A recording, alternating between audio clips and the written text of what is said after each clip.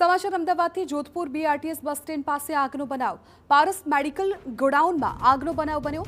રહેણાંક વિસ્તારમાં ગોડાઉનને લઈને ઉઠ્યા છે સવાલ પૂછતા એજન્સીના માલિકે કરી દાદાગીરી. મીડિયા સાથે વાત કરતા સમયે અપશબ્દોનો ઉપયોગ કર્યો. મીડિયા કર્મીઓ સાથે કરી બબાલ. મહત્વપૂર્ણ છે કે પારસ મેડિકલ ગોડાઉનમાં આગનો બનાવ બન્યો હતો અને આગ બાદ કેટલાક સવાલો પૂછવામાં આવ્યા, પરંતુ તેમાં એજન્સીના જે માલિક છે તેમની દાદાગીરી સામે આવી છે. મીડિયા સાથે વાત કરતા તેમણે અપશબ્દો બોલ્યા હોવાની જાણકારી.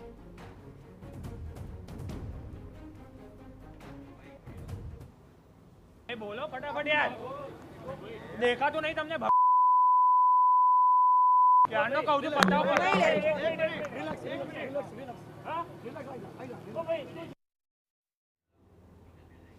તો આપે એ નિવેદન પણ અમારે બીપ કરીને સંભળાવવું પડી રહ્યું હતું, કેમ કે સાહેબ જાણે ઉતાવળમાં હોય તેવું લાગી રહ્યું હતું અને ગમે તે રીતે ત્યાં હાજર પત્રકારો સાથે, મીડિયા કર્મીઓ સાથે વર્તી રહ્યા હતા અને ગમે એ ભાષામાં તેમની સાથે વાત કરતા હતા.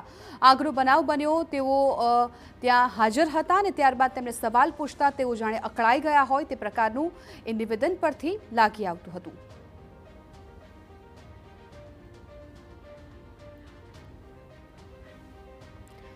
તો અમદાવાદમાં જોધપુર બીઆરટીએસ બસ સ્ટેન્ડ પાસે આગ લાગી હતી અને ત્યારબાદ જે એજન્સીના માલિક છે એ પણ આ ઘટના બાદ ત્યાં પહોંચી ગયા હતા. મીડિયાકર્મી દ્વારા તેમને કેટલાક સવાલો પૂછવામાં આવ્યા હતા, પરંતુ મીડિયાકર્મી સાથે તેઓ ગેરવર્તન કરતા જોવા મળ્યા હતા, તેમને અપશબ્દો કહેતા જોવા મળ્યા હતા.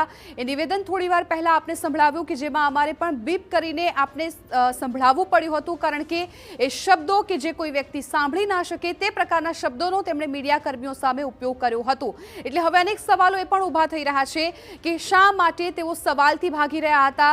શું આ જે ઘટના બની તેમાં તેમની કોઈ બેદરકારી છે કે કેમ? કેમ કે સીધી રીતે બનાવ બાદ મીડિયાકર્મીની ફરજ હતી તે પ્રકારે તેઓ ત્યાં પહોંચ્યા, તેમને સવાલ કર્યા, પરંતુ શાંતિથી જવાબ આપવાને બદલે જે ઘટના બની છે, કેવી રીતે બની હતી એનો જવાબ આપવાને બદલે તેઓ સામે મીડિયાકર્મીઓ સાથે જાણે દાદાગીરી કરી રહ્યા હોય એ પ્રકારનું વર્તન કરતા હતા અને તેમનું જે બોડી લેંગ્વેજ હતી એ પણ જાણે એક દાદાગીરી કરતા હોય એ પ્રકારની લાગી રહી હતી. એટલે મીડિયા કર્મીઓને અપશબ્દો કયા હતા, તેમને કોઈ પણ રીતે તેમની સાથે વાત કરતા તેઓ નજરે પડ્યા હતા. સંવાદદાતા નરેન્દ્ર રાઠોડ વધુ જાણકારી આપી રહ્યા છે, મારી સાથે લાઈવ જોડાઈ ગયા છે. નરેન્દ્ર, શું માહિતી આવી રહી છે અને ખાસ તો એજન્સીના જે માલિક છે તેઓ મીડિયાકર્મી સાથે અપશબ્દો બોલતા હતા, એ દાદાગીરી પણ કેમેરામાં દેખાઈ રહી છે.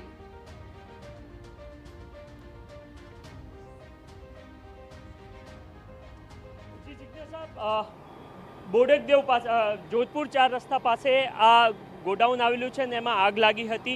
મીડિયા એમને પ્રશ્ન કરી રહ્યું હતું કે કેવી રીતના આગ લાગી હતી, અને એ સિવાય કારણ કે આ જે જગ્યા પર આ મેડિકલ સ્ટોર અથવા તો જે ગોડાઉન ચલાવવામાં આવી રહ્યું છે એ સમગ્ર રેસિડેન્શિયલ એરિયા છે અને ત્યાં પહેલાં એક હોલ હતો અને એ હોલમાં નીચેના ફ્લોર પર અને ફર્સ્ટ ફ્લોર પર બંને જગ્યા પર અલગ અલગ એજન્સી દ્વારા પોતાના જે મેડિકલ છે અથવા તો ગોડાઉન છે ચલાવવામાં આવી રહ્યા છે, એને જ લઈને એમને પ્રશ્ન કરવામાં આવ્યો હતો. ત્યારે તેઓએ ધીરજ ધરી ન હતી અને મીડિયા સાથે જે વાતચીત તેઓ કરી રહ્યા હતા ત્યારે ગાળાગાળી પર તેઓ ઉતરી આવ્યા હતા અને તેઓ કઈ રીતના છે અથવા તો કેવી રીતના અહીંયા ચલાવવામાં આવી રહ્યું છે એને લઈને મેં પ્રશ્ન કરી રહ્યા હતા.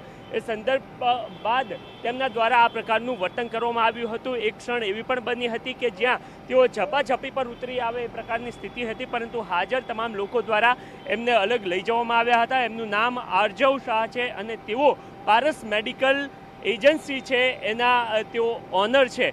મહત્વની વાત એ છે કે જે ફાયરના અધિકારીઓ છે એમની સાથે વાતચીત થઈ હતી, એમને પણ આ બાબતમાં સ્પષ્ટ કર્યું હતું કે અહીંયા જે પ્રકારની ફાયરની સુવિધાઓ અથવા તો જે ધુમાડો બહાર નીકળી શકે એ માટેની વ્યવસ્થા હોવી જોઈએ એ પ્રકારની વ્યવસ્થા ન હતી અને એના જ કારણે આ પ્રકારની ઘટના બન્યા બાદ જે રીતના આગ પર કંટ્રોલ આવવો જોઈએ એ પ્રકારનો આવ્યો નથી. લગભગ 1.5 થી 2 કલાક જેટલો સમય થઈ ચૂક્યો છે અને અત્યારે હાલ પણ આપ જોઈ રહ્યા છો કે કેવી રીતના ફાયર વિભાગના જે કર્મચારીઓ છે એ આગને ઓલવવા માટેના પ્રયત્ન કરતા આપને જોવા મળી રહ્યા છે. સૌથી મહત્વની વાત એ છે કે અહીંયા લગભગ જ્યારે આગ લાગી ત્યારે 50 કરતાં પણ વધારે લોકો કામકાજ કરી રહ્યા હતા. સદનસીબે આગ લાગી એવી તુરંત જ એમને જાણ થઈ હતી અને તરત જ તમામ લોકો બહાર નીકળી ચૂક્યા હતા અને એના કારણે તમામ લોકોનો બચાવ થયો હતો. પરંતુ ત્યારબાદ કારણ કે આ જે જગ્યા છે એને લઈને પ્રશ્નો થતા જોવા મળી રહ્યા છે. થોડીવાર પહેલાં એસ્ટેટ વિભાગની ટીમ પણ અહીંયા પહોંચી હતી અને એસ્ટેટ વિભાગની ટીમ દ્વારા પણ ખરા અર્થમાં એનો જે બીયુ